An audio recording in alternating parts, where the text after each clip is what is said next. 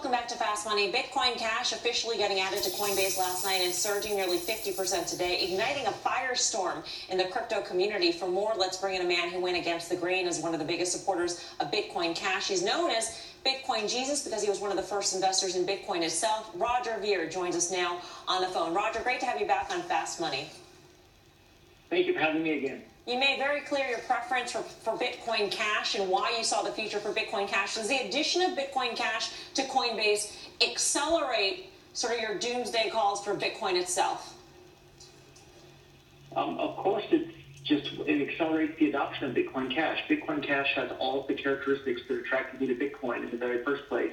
And back in 2011, and what led me to become the very first person in the world to start investing in cryptocurrency startups.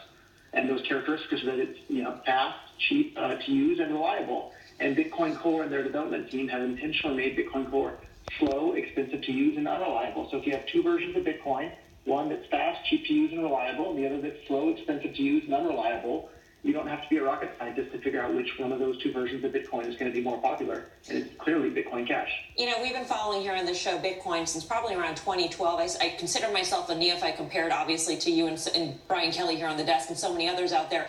But here's what really caught me off guard. The sort of polarized community when it comes to Bitcoin Cash and Bitcoin. Is there not a world, Roger, where both can exist?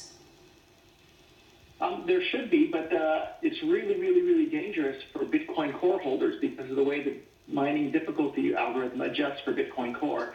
If Bitcoin Cash becomes popular enough and siphons away enough of the mining hash rate from Bitcoin Core in a short enough period of time, Bitcoin Core is in really, really, really big danger of coming to a screeching halt altogether. So I've been involved in Bitcoin for about 7 years now.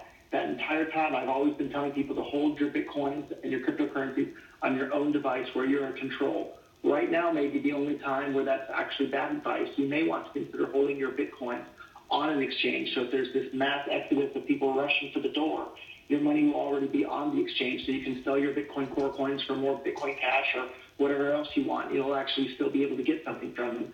Whereas if they're stuck on your own phone or your own computer and everybody's running to the door because the hash rate is disappearing from Bitcoin Core and moving over to Bitcoin Cash, it'll be too late at that point to move your Bitcoins from your own wallet onto an exchange. So you'll wind up getting nothing instead of something. I mean, that's frightening. So basically, it sounds like it's almost like I don't want to say a run on the bank. It's not quite equivalent, but this notion that there could be something that happens almost instantaneously and you'll want out of Bitcoin like that. That's what you're predicting? I'm predicting that may happen. And if you look at it right now, the average fee on Bitcoin is more than $30 today.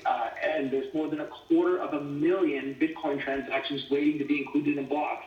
That means you have somewhere around 250,000 angry and unhappy Bitcoin Core users. So if they're getting a bad experience that costs a lot of money, they're likely to switch to something else. And if they switch to Bitcoin Cash, that'll siphon away the hash rate from Bitcoin Core, which could make this doomsday scenario become possible. And what a terrifying thing to be if you're holding a lot of Bitcoin Core. Hey, Roger, it's Brian Kelly.